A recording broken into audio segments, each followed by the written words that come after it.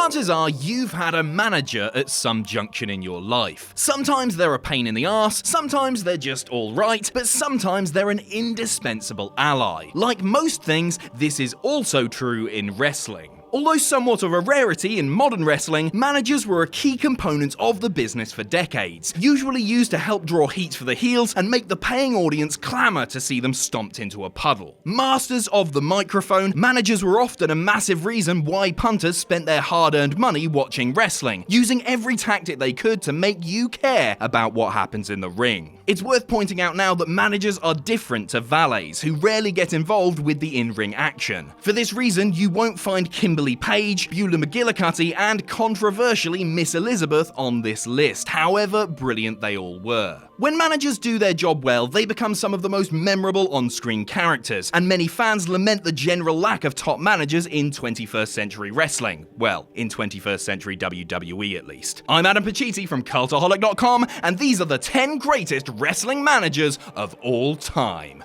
Join us. Number 10, Paul Ellering. The Road Warriors, the Legion of Doom, call them what you will. Arguably the most popular tag team of all time, made possible in part due to their manager, Precious Paul Ellering. Added some much needed brains to the Road Warriors' immense brawn, Ellering was the cool, calm mouthpiece for the outfit. Sunglasses firmly in place, looking like Rob Halford from Judas Priest. Legitimately though, Ellering is one of the best managers of all time, as he actually helped manage the Road Warriors inside and outside of the ring. He sorted their travel, booked their hotels, handled contract negotiations, mended their undies, you name it, he did it. So instrumental was Ellering to the Road Warriors' success that when the team were inducted into the WWE Hall of Fame, Animal refused unless Ellering was inducted alongside them. Unfortunately, Rocco the Dummy wasn't inducted too. Hashtag justice for Rocco. Paul Ellering didn't just manage the Legion of Doom though, as modern viewers will know Ellering due to his work with the Authors of Pain in NXT. His air of gravitas and experience helping get the two massive bruisers over with the NXT faithful.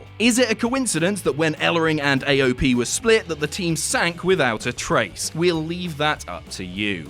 Number 9, Sensational Sherri. To use the cliche term, Sensational Sherri was nothing short of a trailblazer. A mainstay of AWA and WWF's women's divisions, it was when Sherri swapped her wrestling license for her manager's license that she changed perspectives of what a manager could do. The Sensational One was terrifying and played the part of an unhinged lunatic fantastically well. One week she'd be at ringside in a tiara trying to hit people with her shoe, the next she'd have her face painted like a big weird cat, because why not? Her work with Macho King Randy Savage in particular led to one of the best runs in WWF history, with Queen Sherri being the driving force behind the Macho King's ruthless streak. She was callous, she was manipulative, and she wasn't afraid to scrap with whoever was in the ring with Savage, be it Hulk Hogan, Ultimate Warrior, it just didn't matter. Sherri's follow-up work with Ted DiBiase was also brilliant, with the two being a perfect on-screen match. After stints with Shawn Michaels and Rick Martel, Sherri went on to WCW to manage Harlem Heat, helping them capture 7 WCW tag titles in 3 years. When the team were inducted into the WWE Hall of Fame in 2019, Stevie Ray publicly stated that he wished Sherri was inducted alongside them, saying she was more than a manager, she was the third member of the team.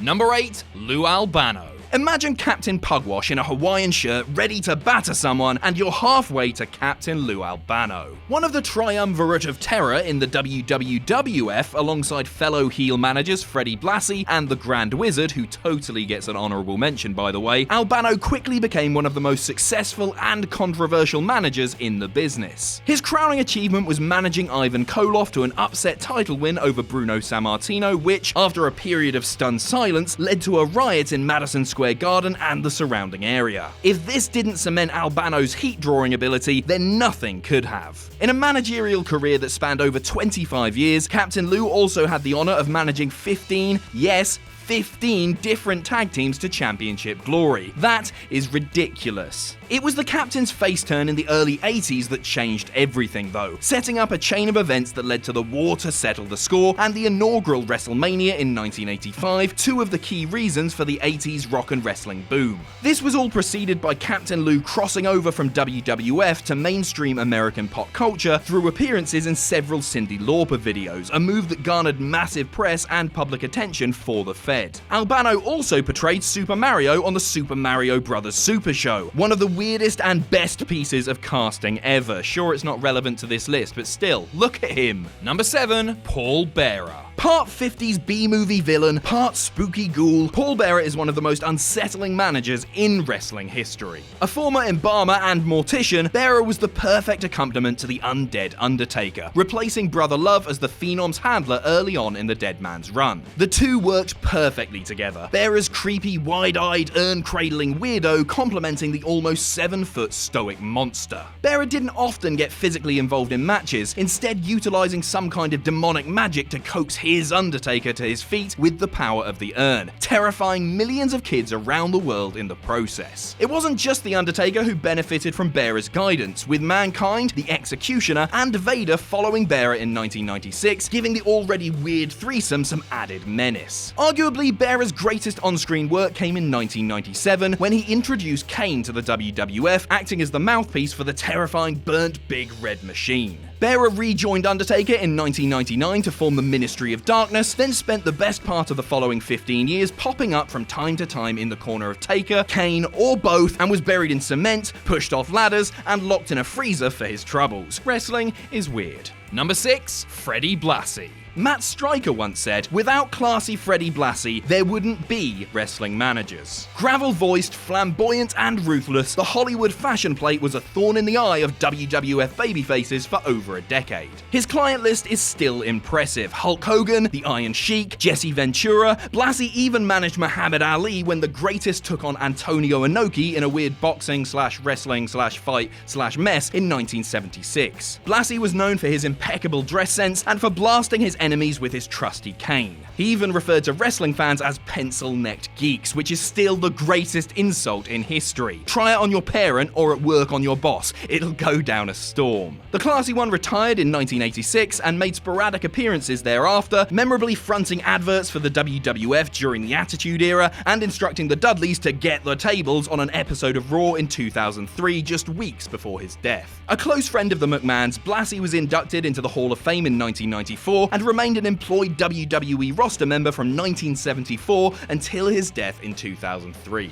Number 5, J.J. Dillon. It's not just mic-shy heels who can benefit from a good manager in their corner. Even some of the best talkers in the business need a little backup to help gain maximum heat and piss off as many people as possible. Step forward the Four Horsemen and James J. Dillon. The on-screen strategic force behind the Horsemen, Dillon left most of the talking to the endlessly charismatic Ric Flair as well as Arn Anderson, easily one of the most underrated talkers in the business. That's not to say though that Dillon couldn't handle business on the mic. A promo master, Dillon used his platform to antagonize Dusty Rhodes, Magnum TA, Barry Windham, and others, positioning himself as NWA's wealthy politicking supervillain, protected by his 4 cocky, hell-raising heels. Ringside, JJ's role was to orchestrate mayhem, distracting referees and handing weapons to the Horsemen to the annoyance of NWA audiences across the USA. His underhand tactics helped ensure the Four Horsemen's dominance of the NWA, leading to a bevy of singles and tag team titles. JJ could even go in the ring, with the former NWA Macon heavyweight champion joining the other Horsemen for the first ever War Games match, having his shoulder broken at the hands of the Road Warriors in the process. Dillon stuck with the Four Horsemen for 4 years from 1985 to 1989, before becoming WWF's Vice President of Talent Relations, before returning to WCW as their on-screen commissioner at the height of the Monday Night Wars. Number 4, Jimmy Hart. Part human jukebox, part chipmunk, the mouth of the South, Jimmy Hart is one of the most recognizable managers in history. Look at that. You couldn't look away if you tried. That mullet, those outrageous jackets, that megaphone. Hart's shtick was that of an obnoxious loud pep coach, squealing encouragement to his wrestlers through his aforementioned megaphone before using it as a weapon against any babyface that got in his way. A former rock and roll star, Hart made his way to the Memphis wrestling scene in the 1970s on the advice of high school friend Jerry Lawler. After managing the King, Hart turned heel on him and infamously aligned himself with Andy Kaufman. The Lawler-Kaufman feud is one of the greatest of all time, with the tandem duo of the cowardly loudmouth Kaufman and the wimp Hart becoming wrestling's answer to Statler and Waldorf. Hart continued his heel work in the WWF, managing some of the Fed's biggest names such as the Hart Foundation, the Honky Tonk Man, Money Inc. and Earthquake, amongst others. Hart eventually turned face and aligned himself with Hulk Hogan, following the Hulkster to WCW in 1994. Not just an on-screen talent, Hart was also responsible for some of the best wrestling themes in history, with Shawn Michaels' Sexy Boy being the most famous of Hart's compositions. His contributions to the wrestling business are massive and led to a WWE Hall of Fame induction in 2005. Number 3, Jim Cornette. Big, grumpy, miserable swearbag, Jim Cornette is one of the most outspoken and opinionated figures in wrestling, dividing audiences for almost 40 years. You either love Corny or you want to take his tennis racket and stick it somewhere uncomfortable, and this is the key to being a great manager. Learning his craft in Memphis under Jerry Jarrett and Jerry Lawler, it wasn't until Cornette worked under Bill Watts in Mid-South Wrestling that he truly started to shine as a detestable manager, being the cocky mouthpiece for the Midnight Express. Bill Watts said of Cornette that he was so obnoxious I wanted to slap him, and I knew he was instant box office if he could get me that riled up, and he wasn't wrong. Cornette and the Midnights were box office gold everywhere they went, with their stint in Jim Crockett Promotions producing one of the promotion's best tag team feuds, pitting the Midnight Express against the Road Warriors. The feud culminated at Starrcade 1986, with Cornette finally facing his comeuppance, famously splatting off of a scaffold and heavily injuring his knee. In the 90s, Cornette went on to run Smoky Mountain Wrestling and split his time between SMW and the WWF, where he managed Yokozuna, Owen Hart, and Vader, amongst others. Cornette later had stints in TNA and Ring of Honor, where it's safe to say he more than ruffled a few feathers. Regardless of what you think of Cornette, he is one of wrestling's true originals and one of the best minds the business has ever seen. Number 2, Paul Heyman. Ladies and gentlemen, his name is Paul Heyman, and he is bloody fantastic at his job. Put him on the mic, on commentary, in the writing room, by a wrestler's side, few can touch him. Brock Lesnar's advocate is the only high-profile manager the WWE has seen for years, allowing the Beast to do his talking in the ring while Heyman screams himself blue on the outside. Bedecked in his suit and smug grin, these days Heyman is more like a sports agent than a traditional manager, kayfabe negotiating deals for his clients. Paulie also handily keeps Brock's name fresh when the big meaty mountain is off TV and roaming the woods looking for fresh animals to devour whole. He also managed CM Punk to great glory, as well as Cesaro and Curtis Axel, but the less said about that, the better. It's not just his work with WWE and his visionary run at the helm of ECW that made Heyman's name, but his work in WCW in the early 90s as the head of the Dangerous Alliance was what made him someone the fans loved to hate. Playing the part of a proto-yuppie, think American Psycho without the axe murdering, or Del Boy with half a brain, Heyman's smug, mobile phone-touting, mulleted bigwig was just asking for a slap. Ask WCW fans and they will extol just how good the Dangerous Alliance was. Rick Rude, Steve Austin, Arn Anderson, Bobby Eaton, Larry Zbyszko, it reads as a who's who of wrestling. That said, without Paulie dangerously pulling the strings, chances are that they wouldn't have had as big of an impact as they did. Number 1, Bobby Heenan. Now this was a no-brainer, pun very much intended. The other 9 entrants on this list are all elite level performers, but the gulf between them and Bobby the Brain Heenan is immeasurable. I know it, you know it, even your nan knows it. The Brain is the best manager of all time. But what was it about Heenan that made him so good? Ric Flair aside, he was the dirtiest player in the game, utilizing underhand tactics, mob mentality, and the sharpest wit in wrestling to draw unparalleled heat. Heenan's heat drawing was legendary, but it didn't overshadow the talent in the ring. Look at the Ultimate Warrior versus Rick Rude feud. The spotlight is fully on Warrior and Rude, but when Warrior eventually got his hands on the Brain in the infamous Weasel Suit match, the crowd absolutely lost it, with Heenan bumping like an absolute boss for the Warrior, putting him over in a massive way.